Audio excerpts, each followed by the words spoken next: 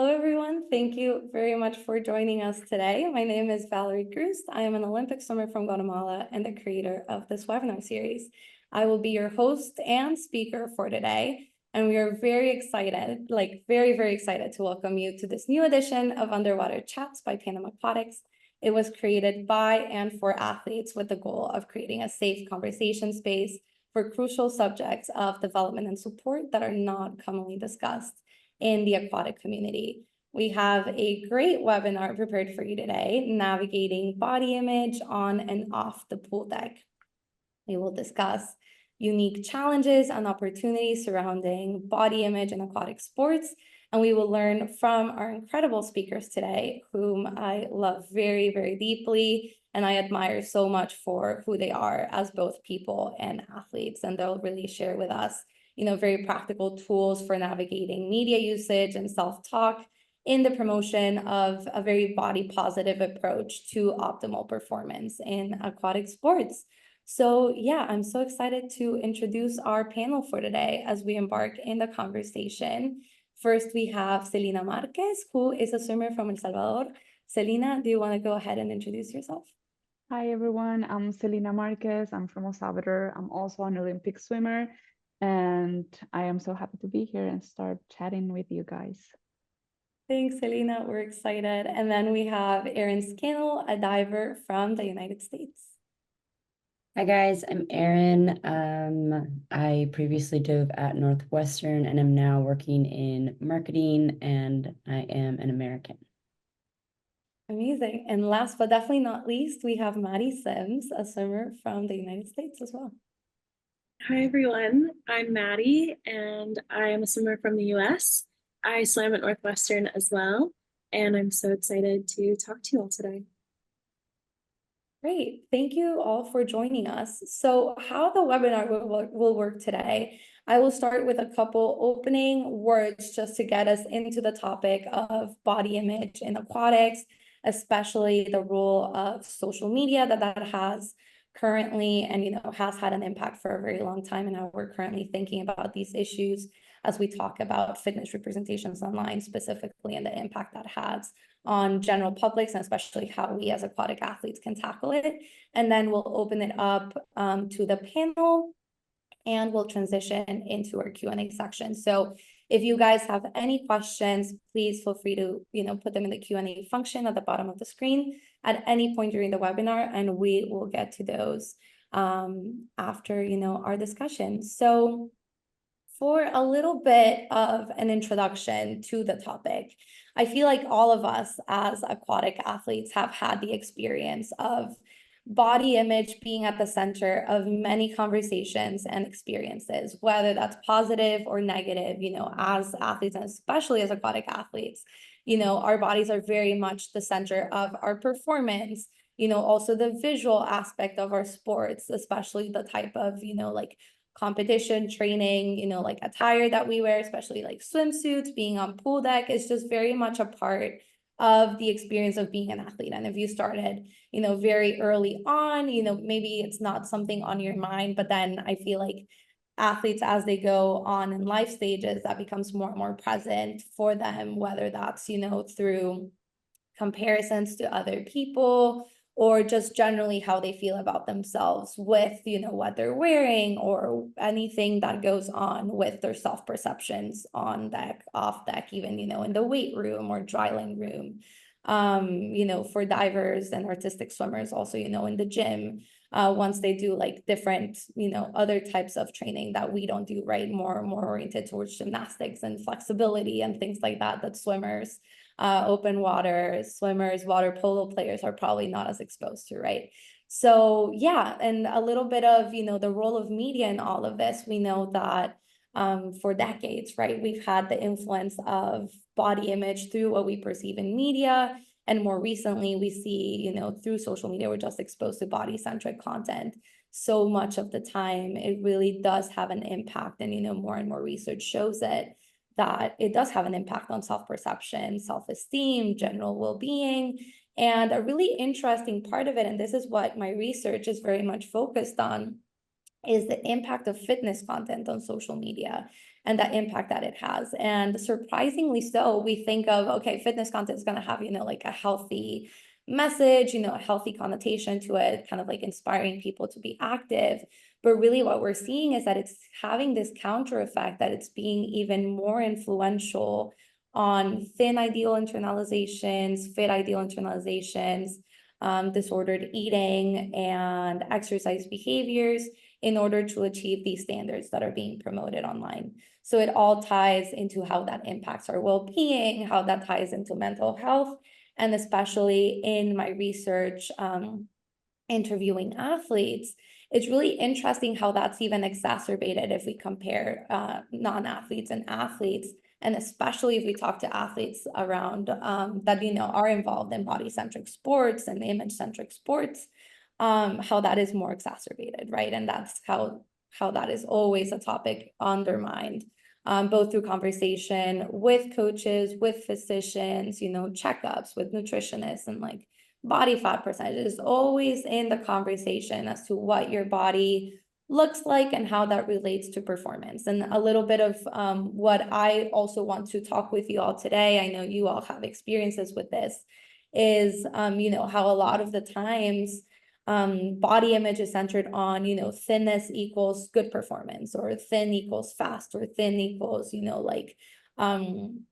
don't know, agility, which we know that's not the case, right? Every body is built different, and that's just a conversation that we're striving more and more, and especially the work that Panem Aquatics is doing, is really pushing the conversation to, outside of those, commonly held beliefs, and more into what can we do to really educate people, right?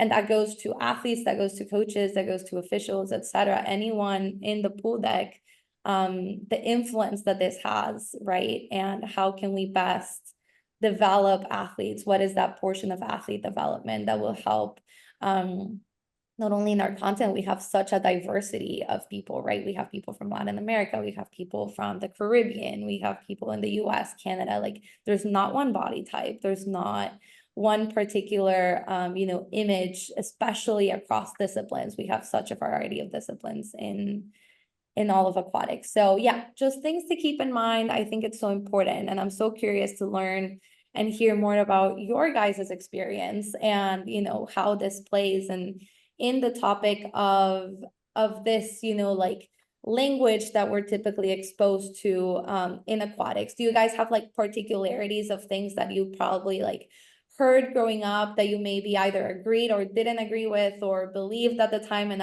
now you're like, wait, looking back, that's definitely not how it was supposed to be talked about in relation to body image? Any of you guys, if you guys have any thoughts, go ahead and jump in. Yeah, go ahead. Okay. Well, I personally believe that back when, because I left El Salvador quite early, like 17, I went to the US. But before that, as I was like growing up, a teenager, I don't think it was ever an issue to hear like body fat, or you have to go to the nutritionist because you have to have like a certain type of diet for your swimming. I remember my mom just like feeding me whatever she fed my brother, and it was just like a very balanced, healthy meals. Every now and then, of course, like for me, it's very hard to separate body image and how we eat or how I eat, because years later I did suffer a big eating disorder. So for me, it's like that way. When we talk about body image, it's not more than like what I see on social media. It does affect at some point, but for me, what it was the eating disorder part, and I experienced it once I got to the US. Now that I look back into the time and like what actually happened, and with the help of a psychologist, because this is not like something that I can do alone. I do indeed need a professional that can guide me on that one, but I do think that when I got to the States, I just saw every other girl in college like just doing that, just like cutting up on meals, and or skipping meals, or like like over exercising and just like, and it became just a culture. And for me, to my eyes, it was normal. And years later, I developed that little eating disorder, and it was right on COVID. And then when I like past that stage of my life, I do see photos back on 2 or 3 years ago, and I just said like, wow, I wish I would be that skinny. But then I remember like all the struggles I had to go through. And it's not that I'm not skinny anymore, it's just like I'm more healthy, balanced body type, I would say. So I would definitely believe that for some reason when I was at home, it was just like, it was not like something that we talked about 24/7.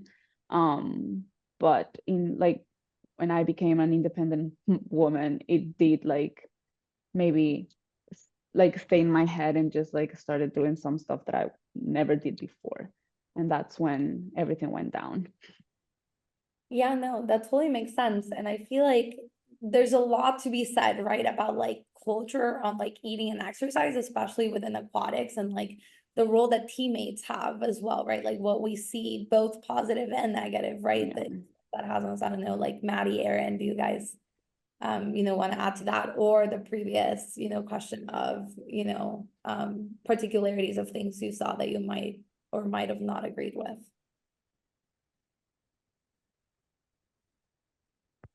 I don't think there was anything that I can say that I agreed with or disagree with, because like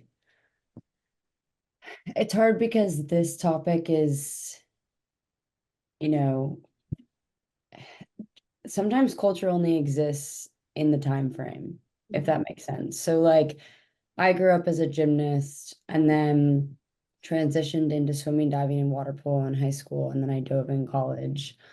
So I played a lot of sports that, like gymnastics is just very, the way that you look, unfortunately, like will contribute to the scores that you get from the judges, even though that's not tied to your performance. And same with diving, like diving is very artistic. And even though like you're not supposed to have your image tied to like how you score, it is because that's how humans are. So it's hard to like untangle those things. And I definitely had, I mean, gymnastics is a sport that I know we're not talking about, but I had coaches that would say things about being lighter and being smaller. And same with when you get into diving, it's all about being lighter and smaller and spinning faster and all of these things. And I don't, yeah, like I said, it's hard because there's a piece of it that like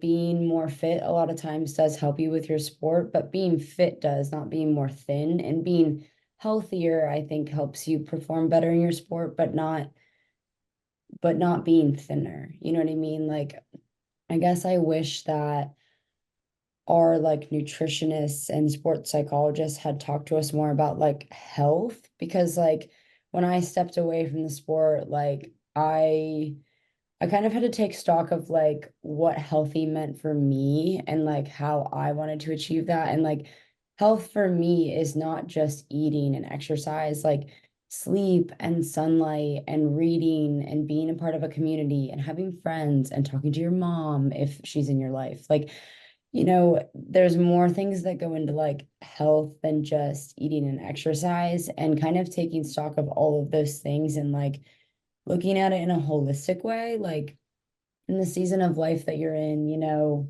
right now being an athlete, you're exercising a lot. So there's a different amount of nutrition that you need and require. But like, what are the other things that you need besides exercise and eating? Like, Mm. do you need to get outside more? Do you need to spend a little bit more time with your friends? Do you need to stay up a little later and read a book because it's, going to make you feel better? Or, there's just like more things in the picture that contribute to your body image and the way that you feel about yourself on a greater scale that I guess I wish we would have been less dialed in on like just these two things, because so many things affect what you eat, your stress levels, like what classes you're taking, what your mom is talking to you about on the phone, like what your coaches say to you. Like there's so many things that affect what you eat. And it's not just like make better choices. Like that's not necessarily like always the case. Like sometimes you don't have the best options where you are for what what you're eating, or maybe there's too many options, there's just like other factors in the equation. So I guess long story long, like I wish there was more of a focus on like general health.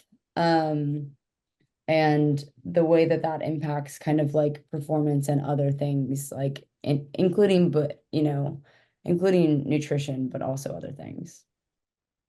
Yeah, no, I totally agree. And I think what you are mentioning is so important. And I feel like whenever, all of us, we've just sat through how many, talks on nutrition.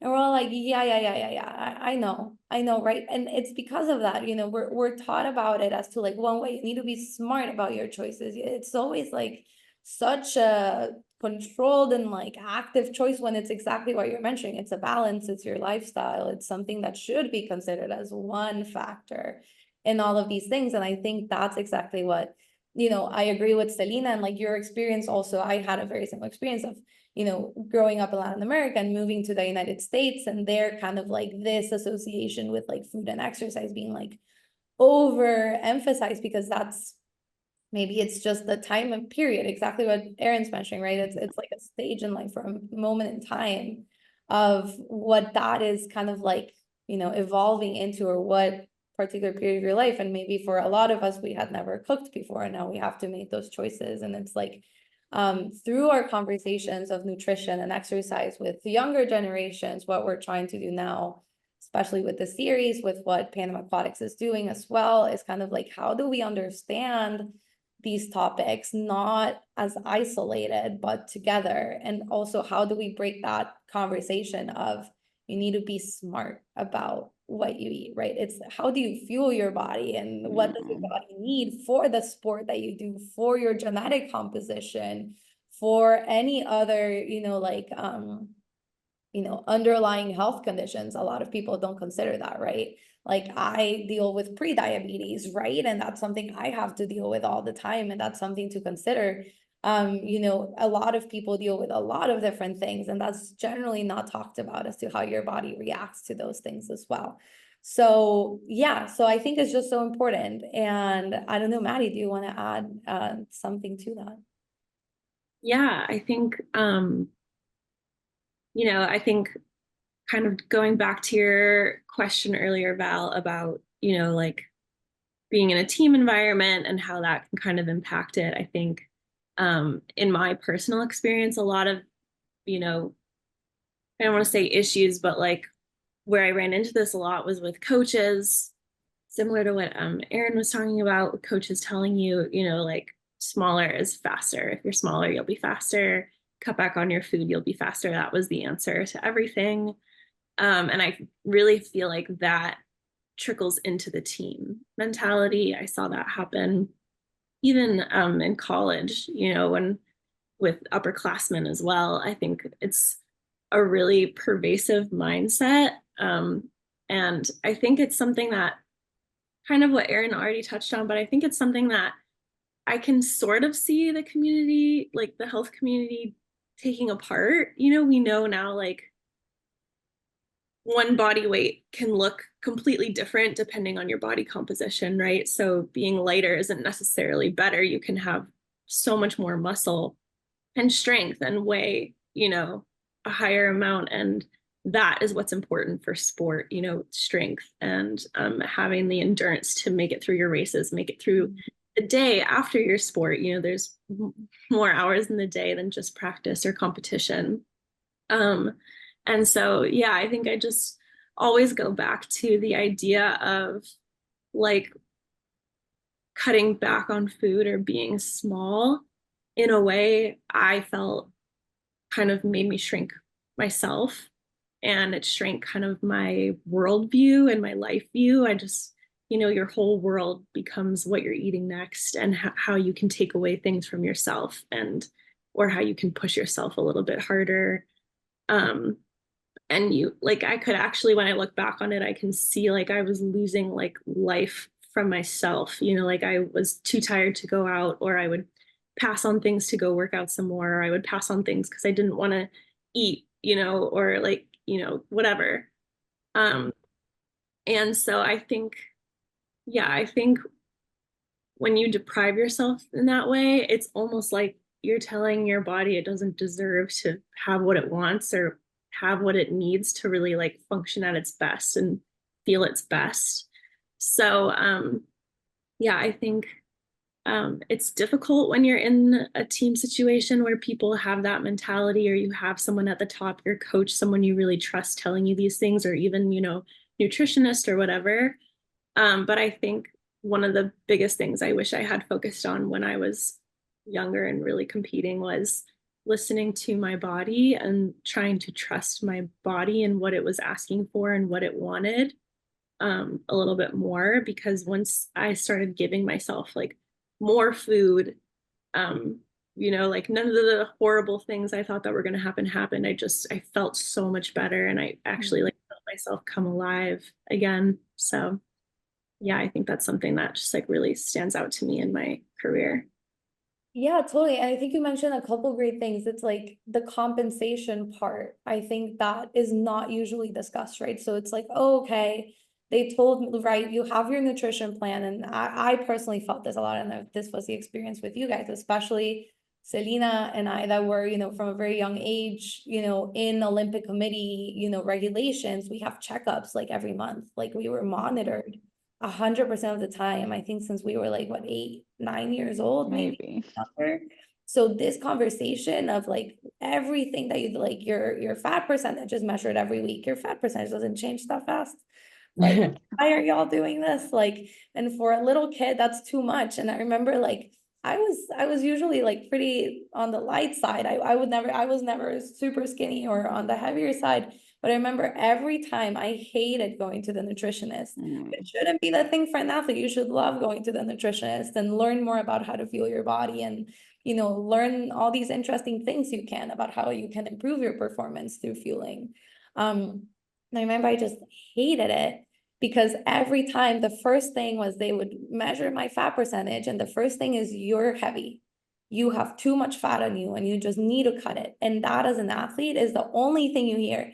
You don't Yeah. hear anything else as to, oh, what do I need to actually survive 8 hours, 9 hours of practice a day? Plus what Erin mentioned, you have classes, you're a human. What Maddie mentioned, you have friends outside too. And, like there's things you can do. And what we end up doing is exactly what you just mentioned, Maddie. Like we start cutting up on other things, either lack of energy or compensating. Oh, I didn't meet the nutritional plan because I ate. I remember, like fear foods in athletics is a real thing, right? So I ate a piece of bread, so now I have to go work out. No, that's not, how this discussion should be carried. And I think that's a lot of I think the what you guys were saying, it's the very normalized conversation. You would hear it around the team, right? And it's the role, the reference models you have in your life and the environment you're in, right? If you're hearing, oh, other people are doing this, maybe I'm more inclined to do it. So yeah, so it's even like, how do we start even talking about how to process even those things in those environments, right? If we're noticing things like that, then maybe at the beginning we're like, oh no, but then it starts kind of like trickling into your own way of thinking about things. So no, everything you guys are mentioning is like super, super important to talk about and discuss because it's really real. And even within that, I'm really curious, Selena, especially since, I think right now we're half and half right now, half US, half Central America. I'm curious to know, like, culturally, how did you all in both US and, El Salvador and, Guate, culturally, how are you guys seeing, how this played a part? And Selena, I know you had the experience of both, El Salvador and then the US, and maybe that amplifying a bit more in the US. Is there a particular cultural shift that you noticed in either how exercise or nutrition is talked about in athletic atmospheres that you think is important to like, pick apart a little bit more? I will definitely think as you were talking about, like how even like everybody bodies is different, if that makes sense. I think every mentality is also different. Like we're talking about body image, and I think the three of us just took a different turn on the matter. And definitely, I will say that out of my experience, I think it is very important that it doesn't sound, I mean, it's not weird to say it out loud. It's not weird for me because it's my own experience, but I definitely think that normalize a little bit more the fact that nutrition can be related to a mental side of the things. Like um as I was saying, like I worked a lot with my psychologist, and it was just like it's funny to just it's funny because it reminds me everything that I went through, every single experience that I just heard from the other two girls, um, which I respect and admire a lot to like be talking it out loud too. Um, but definitely it's just for me it was like the mental side. If one day I just woke up and just like, you know, I don't want to get out of my bed, I'm not gonna, like, for me that's my experience. Like my body image was like, but if I ate that morning, I will say, okay, I'm gonna go run 5 kilometers because I just ate this. um or like in swimming, like if we were doing like a practice in the afternoon, but then like, oh, I want to keep doing the distance practice because that's how I felt today. I felt like today I need to be more in the water. And so all these things, I talked with this person that helped me so much. Um, that included to the anxiety and depression that at some point in time I had to go through too. So I think that the shift, it's very hard for some people in Latin America, for example, just going back to your question, it's very hard for people in Latin America. And I'm saying this because my family went through it. Like when I said, listen, I am going to a psychologist, and they were like, for some people, still the mentality of going to a psychologist is like, are you having some sort of like disease? You know, that's how like hard it is to like hear for some people. And I think that's a good thing in the US. Not all of the things that I went through when I like changed cultures in that sense, it's bad. One of the things is that they have just the easy part of like having access to medical staff. It's your choice if you want to go to it. At the end of the day, I realized that a lot of people around me were trying to help me, but the one that didn't want to be helped, it was myself. But the resources were there. That was one of the things that definitely the shift I noticed now, because in that moment I wasn't like actually paying attention to it. But and definitely when I told even like my mom, I said, this is what's going on. I am suffering from, not suffering, I have a condition called eating disorders. And she was like, exactly what is that? You know, it's just that kind of information that doesn't get to us. It's not because we're not advanced enough. It's not because, it's just because our culture is way different than what it is in the US. That's my experience. And I feel like for me, it was my body image was related to what I ate, and the way for me to like get out of that mentality was to work with a psychologist. But that's me.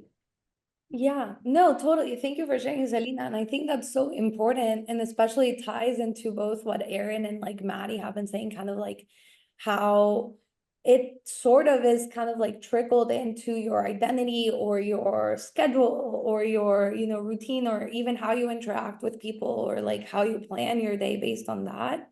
So my question is like, what is the way forward now? You guys knowing, I know there's also kind of like a factor with maturity that we've all kind of like gone through. We've learned about ourselves for so long, right? And exactly what you're mentioning, Selena, maybe we've had access to psychologists and understanding either how our self-perceptions are working, our experiences, our conditions, whether that's body image issues, eating disorders, you know, current mental health conditions. What do you guys think now that you know everything, you know, that you went through the experience you went to, that you witnessed also, I know in my experience, I witnessed even like people on my team or on the national team or anything, or even at the Olympics, I would hear people, you know, in the dining hall with these conversations, right? Oh, should I grab this? Should I not? Like being in those environments, even if you're just in the vicinity, right? It's always a topic of conversation. How do we separate? And maybe this is just like a very, you know, introspective question, but how do we start separating, right? Body image per se from our identity as athletes or our, you know, tasks as athletes, right? Our daily being. And I know it's so ingrained, but exactly what you're saying, like it's so counterintuitive. And at the same time, it's so real that this connection between exercise and nutrition, which should solely be connected to performance, is so intrinsically connected to our body image and self-perceptions. So at least in your guys' experience and opinions, like what do you think is at least the first step, right? As to how we can start thinking differently about this. I'm gonna not answer your question and then I'm gonna answer your question, I hope. So I think like one piece that is a challenge is a lot of the authority figures in your life as an athlete have a lot of say over like what you do. And like when it comes to your training, I mean, you have so many people that are probably involved, either from a young age, like you had the Olympic committee, you had your parents, you had your coaches, you potentially had a weight staff. Then you move to college where you have nutritionist, a potentially a psychologist, maybe multiple coaches on the deck, a strength coach, professors, you know, then you have the athletic department, then you have academic advisors. Like you have so many people, I mean, physicians, like the list is endless of like authority figures that are telling you what to do and what you should be thinking. So I think the biggest thing is to find someone who supports your general like health and well-being and kind of like confide in them. So if that's your parents and you know they kind of are like, it helps to have someone in your ear that like really does have your best interest at mind.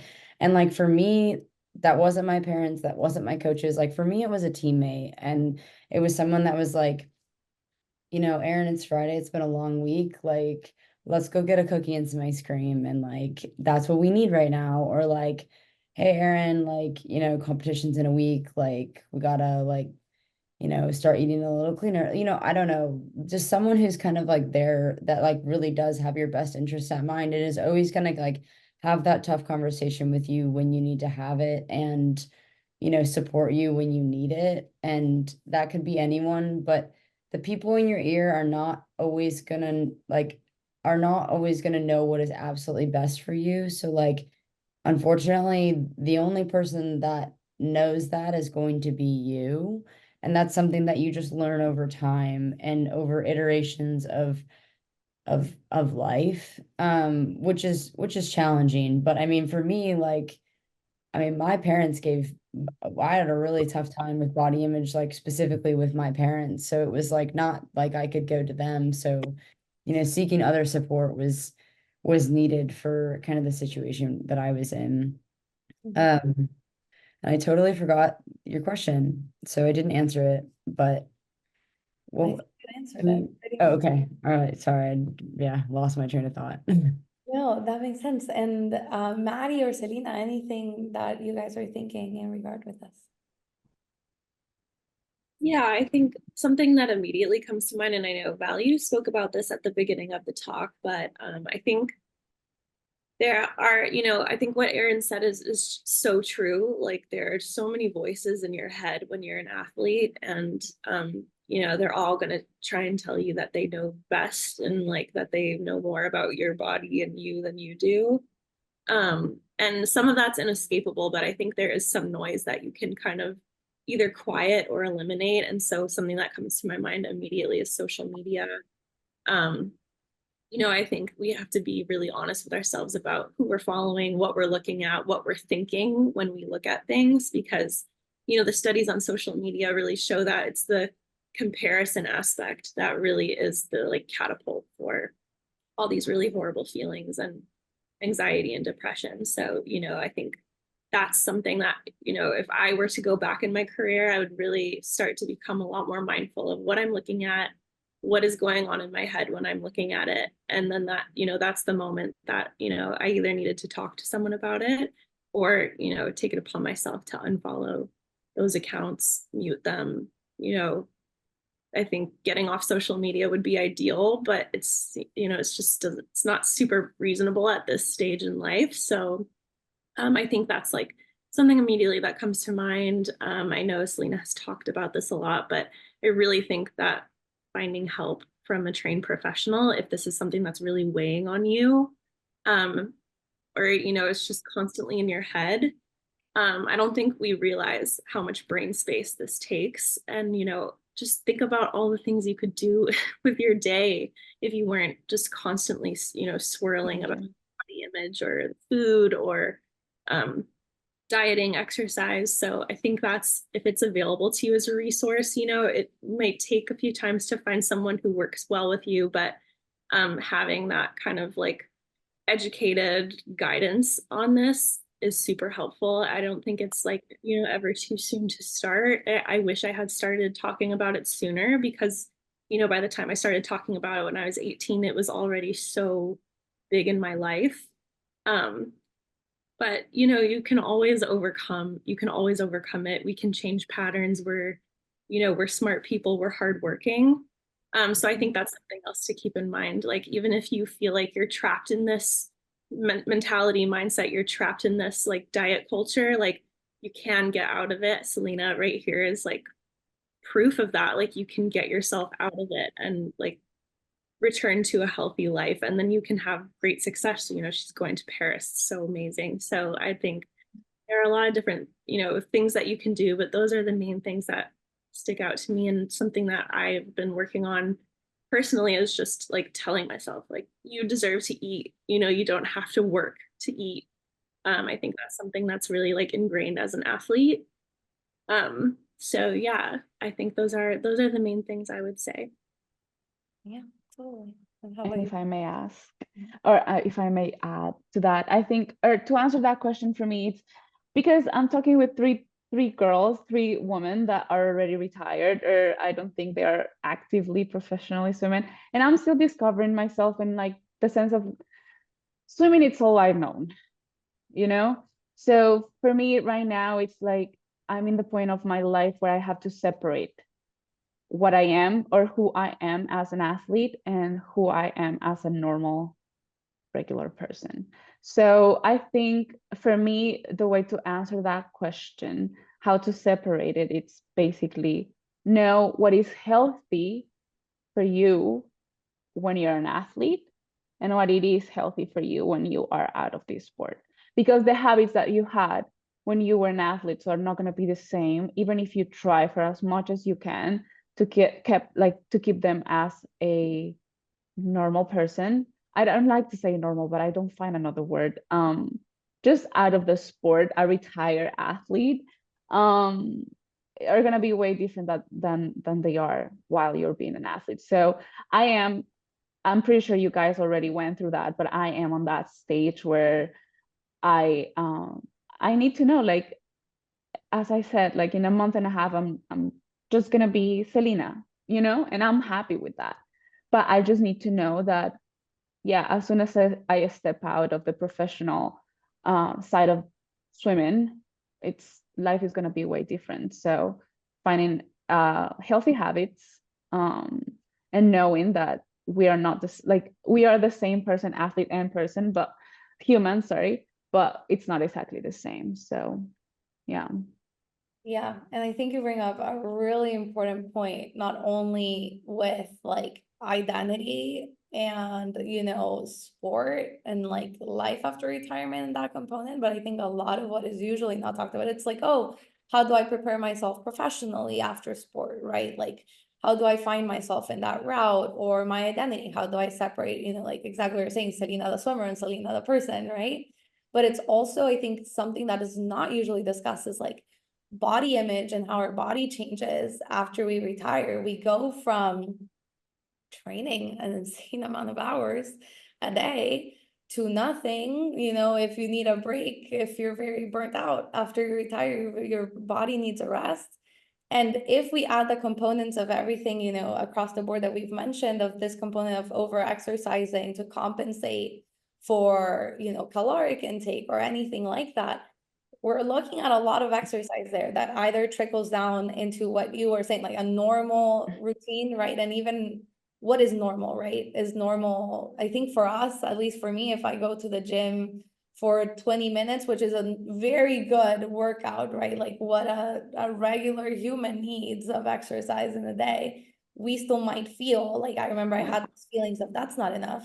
That's not even the hormone, right? What am I even doing with 20 minutes? So even how do you navigate all of that in that transition to retirement? I think that's something I personally struggled with a lot after I retired. And I retired because of, you know, medical, you know, like injuries. I had like 2 total shoulder reconstructions. I couldn't work out. I couldn't do all of this, you know, and also the love-hate relationship after you retire, right? And you're still mad about it because you're like, oh my gosh, my body just couldn't keep up. It's not that I didn't want to keep going, kind of thing. So it's all these conversations and how our body changes. And yeah, there's weight gain associated with it a lot of the times, especially, you know, genetically. Some of us are just like, my genetics is very much, you know, a normal Latina body, you know, I have curves, I have, you know, we're a little bigger in that sense, and that's normal, and that's how your body should be. And I think we're not used to it because of the narrative in sport, right? That everything should just be like as small as possible and everything like that. So I think even that process after retirement is a self-discovery of your body aligned with your identity and like what your body was supposed to look like all of this time before the and before, again, for me as well, eating disorders and everything like that. It's not, you know, what your body is composed to be, right? So I think that's a really important thing you mentioned, and finding the routine and the habits. And I can say after 5 years after retiring, I think I'm finally starting to find my footing in it. It takes time and there's no path to it. And I'm the kind of person that I'm like, I just want to enjoy it now. I think I ended on such a bad note that like, I'm like, I just want to enjoy sport. I want to enjoy. I have my both shoulders now, you know, functioning and, you know, ready to go, and I can be active, and I have to be grateful for that, right? So even finding that in other sports and other things. So I don't know about you guys, Maddie and Aaron, what was your experience, you know, after retiring? How was that for you guys? Lots of different seasons. Been through lots of different seasons. Directly out of finishing sport, like I was in a season of recovery for sure, both mentally and physically. Just, I mean, I finished and I was really injured. I mean, I had like 3 major injuries that I was competing on. So just entering a phase where, you know, I wasn't even doing strength training. I was, you know, I just was like focused on recovery and just like getting into professional life and seeing what that was like. And then I kind of, I mean, this is still true. I don't know that this will actually ever change for me. I just go through seasons where, you know, I'll have a season, and I mean, season not in like the seasons outside, like a season in my specific life of like the way that I feel. I'll have a season where I'm in the gym almost every day, or like consistent for me, which is like 4 or 5 times a week, and I'm strength training and I've built a program that I really like. And then, you know, there'll be change, and I'll have a season where I'm not as active, or I'm like right now I'm really into beach volleyball. So I play a lot of beach volleyball, and that's kind of the season that I'm in. And then, you know, some seasons I just like I'm working a lot. So I just go for walks and stretch and you know, do what feels good because of the amount of stress that I have. And then I'm in seasons where I'm really active because I'm training for a hike in September in the Grand Canyon that, you know, I'll need to ramp stuff up for that. So I think I mean, going back to what Maddie said, like listening to your body, like that's true after college, you know. Just because you're not training 9 hours a day doesn't mean you don't have other stress. The stress just looks different. Sitting for 8 hours a day is stressful for your body, just like, you know, training, it's different, obviously. Training for 9 hours a day is a little bit different and a higher intensity than sitting, but there's just going to be different ways that you're going to have to treat your body based on what you're doing with it. And unfortunately for you, you're going to have to figure out what that is. I don't know what that is. You know, Val, I don't think you should be doing handstands on to reconstructed shoulders, but like you could probably learn, you know. So I mean, I think it's what you want. How do you want to move your body? And that's a beautiful thing. You have a lot of options, and trying new things and finding new hobbies and finding new people to do those things with is one of the most beautiful things about life. Agreed. How about you, Maddie? Yeah, I think that it's very similar to my experience. I think it's really easy as like a high level athlete when you come out of it to, I think a lot of your identity and your self-worth is wrapped up in all the hard work you're doing, and then that goes away. So like Val, what you were talking about, like 20-minute workout doesn't feel like enough. I definitely suffered from that, just doing too much, pushing my body too far, you know, and then swinging the other way and doing nothing. And so I think finding a middle ground was really difficult for me at first. That was my biggest challenge. And then, you know, trying to maintain that middle ground and then branch out and explore different forms of movement. You know, like Erin said, there's so much out there. There's so many options for you, but that can also feel really overwhelming. So I think just kind of like allowing yourself to enjoy the process of trying something new, even if you're not that good at it, you know, that doesn't mean it wasn't a good workout or it wasn't beneficial for your body. Like any movement is good. And then I think like something that I've personally used in my like post, you know, after my career was just kind of checking in with myself before I start doing something. So right now I'm rehabbing you know, from knee surgery, and I started swimming way too much because, you know, I wanted to be the best at recovering and recover the fastest and strongest. And yeah, old habits die hard. But, you know, now I sit Selling it. 2 minutes and I write in my phone, like, how do I want to feel? Why am I here? What am I doing this for? What else do I have to do today?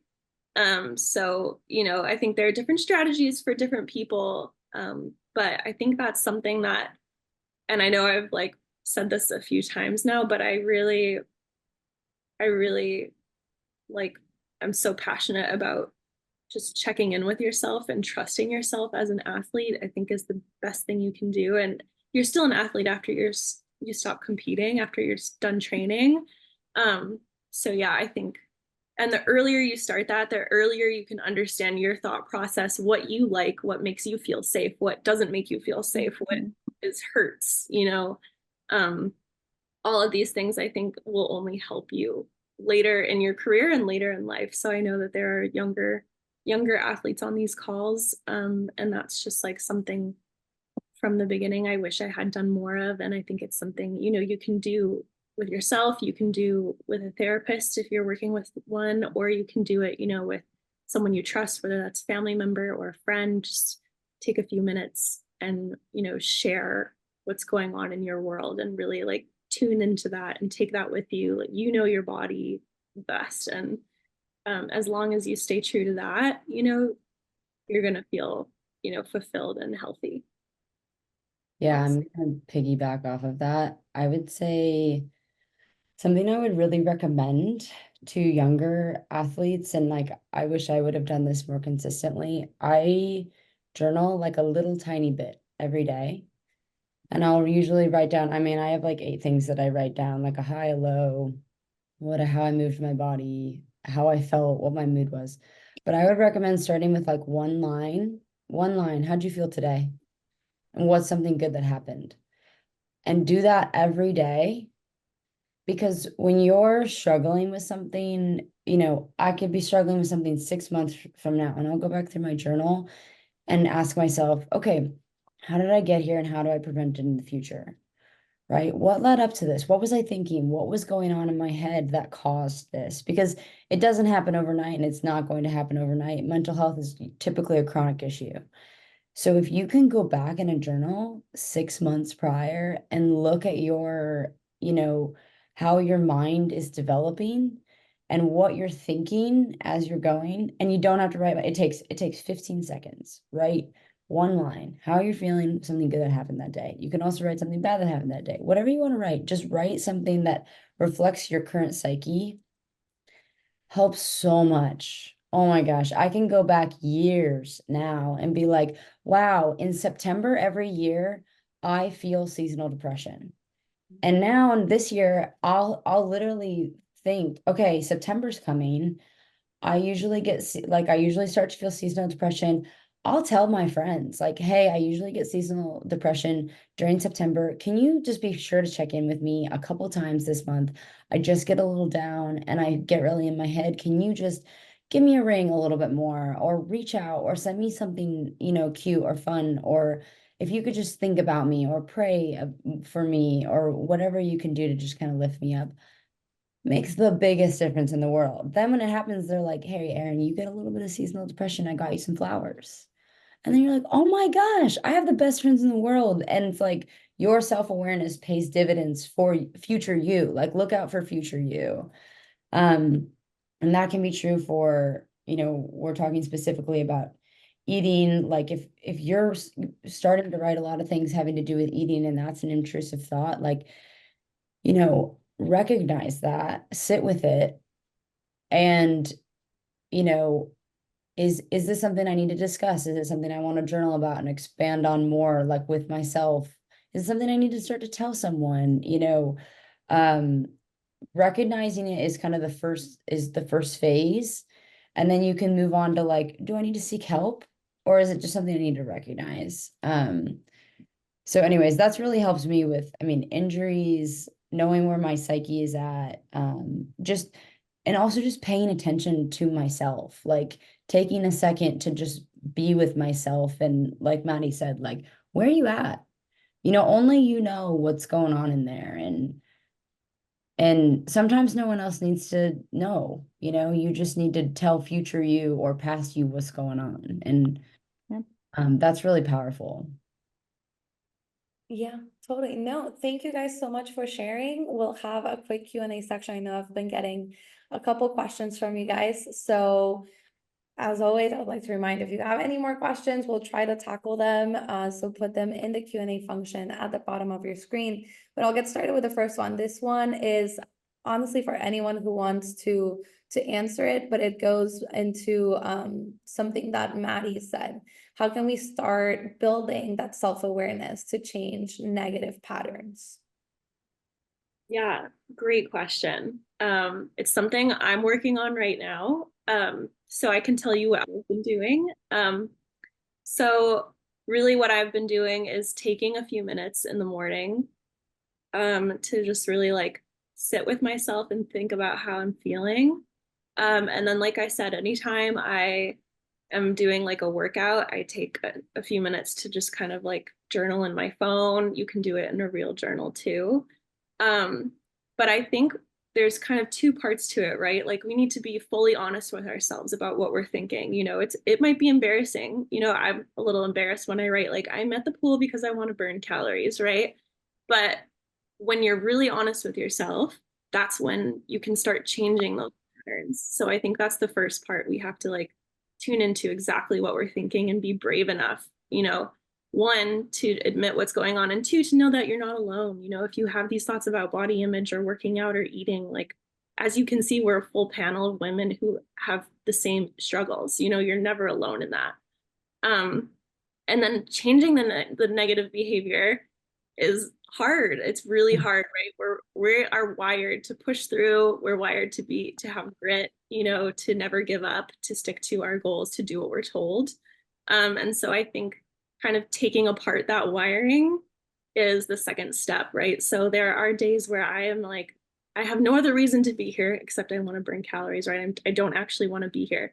And you give yourself permission to leave, you know, you give yourself permission instead of doing that hard workout or limiting that food to, you know, take it easy on yourself. So you can leave if leaving is too hard. That was hard for me. Like instead of doing 2,000 meters, do 1,000, do 500, you know, call a friend, go for a walk instead.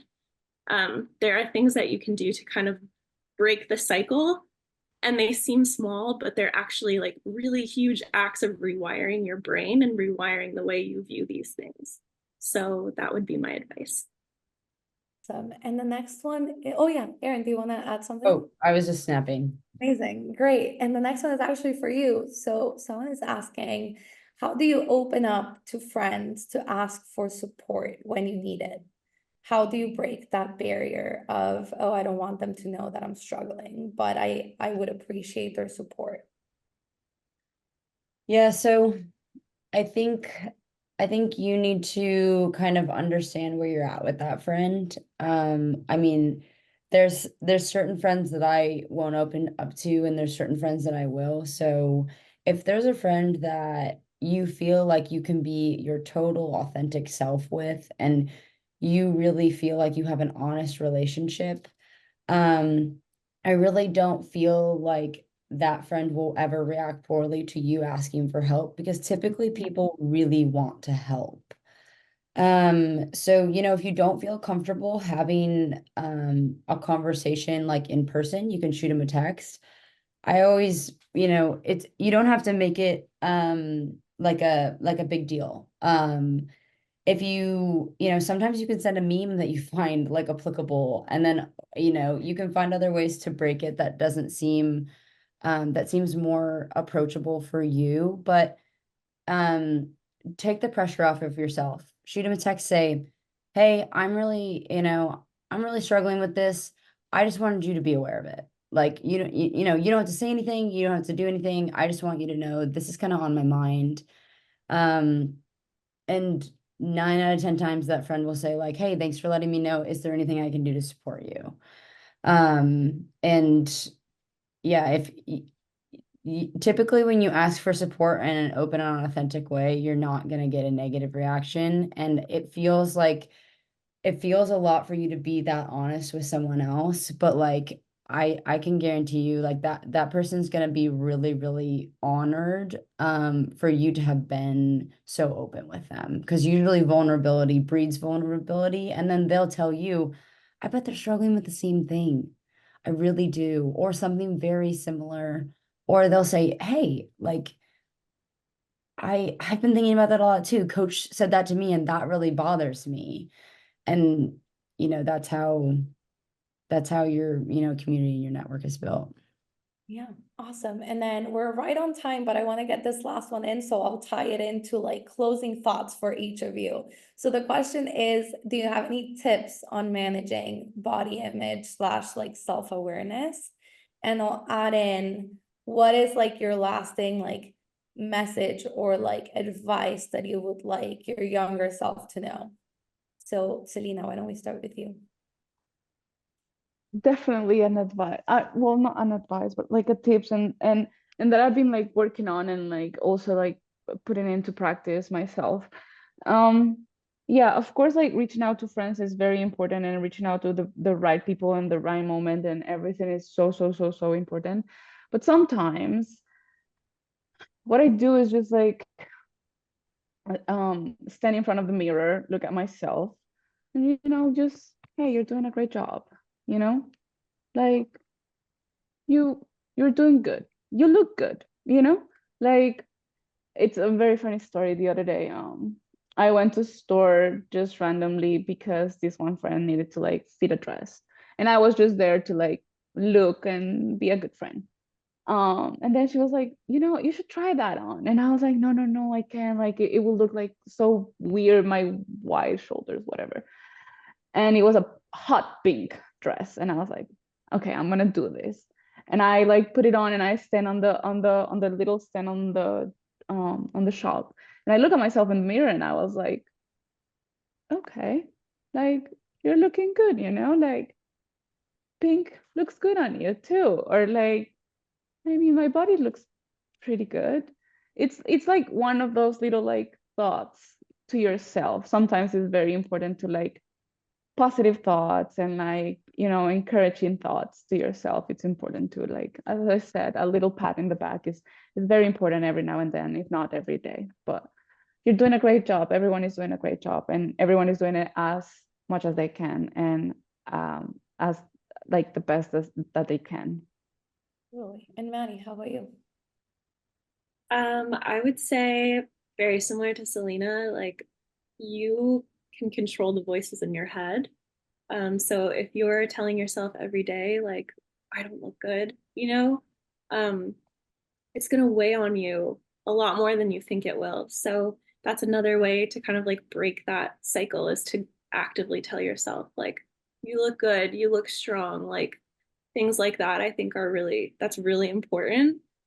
Some other tools that I have learned is, on days where it doesn't feel possible, where you're just not feeling like that positive about your body, you can take kind of a more neutral approach, like, or try gratitude instead. I'm grateful that I have the strength to walk. I'm grateful that I can move my whole body. I'm grateful, for sight, sound, all of these things. And you can focus on other things that you like about yourself too. If you're feeling down about your body and it just feels too hard to kind of pick yourself up, like there's so much more to you than your body. I think we get so hyper fixated in sport, and it's totally unavoidable. Your body is your vehicle to do that sport. But there's so much more to you. We are all like such beautiful people. As an athlete, you're already like hardworking, dedicated, loyal, you're smart. These are things that will serve you not only in your sport, but later in life too. So I think those for sure. And then kind of like I said, giving yourself the grace, to let your body rest, eat what you want, enjoy being young and healthy and active. That's a gift that, some people don't have. So, we never want to minimize the problem. It's important to give, the struggle you're dealing the space. But I think every once in a while, it's good to kind of zoom out and just put everything in perspective, Yeah, totally. And Erin, take it away. I would say my tip is similar to Maddie and Selena. Someone very wise once told me, never say things to yourself that you wouldn't say to your best friend. And I like love yourself as much as you love other people, and be your own best friend. And if you think about the things that you tell to yourself, and then you think about if you would say that to your best friend, typically you wouldn't. And if you kind of like use that as your filter of like, hey, I would never say that to, I would never say that to Val, so why am I saying that to myself? And that can kind of help you filter out like, hey, we need to be a little bit nicer to ourselves. And then my tip to my younger self would be to meet yourself where you are. There have been seasons in my life that I've really struggled with depression, and getting out of bed was a win. Honestly, it was probably the biggest thing that I accomplished that day. And that's very different than a win of, winning a dual meet, so like meet yourself where you are and kind of adjust your expectations for where you are, because I mean, I'm not trying out for the Olympics like Selena is, you know what I mean? Like meeting yourself for where you are in that season of life, and embracing the season of life that you're in.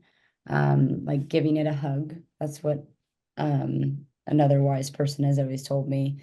Giving the season of life that you're in a hug. If it's a rough season of life, embrace that it's a rough season of life, and feel encouraged that there'll be something brighter in the future. And if it's a really great season of life, embrace the sunshine, and know that it's not sunny every day. And be grateful for the sun. So thank you guys. Totally. Well, thank you all for sharing. And I want to thank our incredible panelists, Selena, Erin, and Maddie. It was fantastic to chat and see you all again. This was such a nice reunion. So we invite all of you to join us in the next edition of Underwater Chats. Stay tuned. This summer is going to be fully packed with more conversations and all the topics you guys have been asking us. So stay tuned for more information on the Pan Am Aquatics social media pages. So have a great weekend and thank you all again for sharing. Bye guys. Bye everyone. Bye.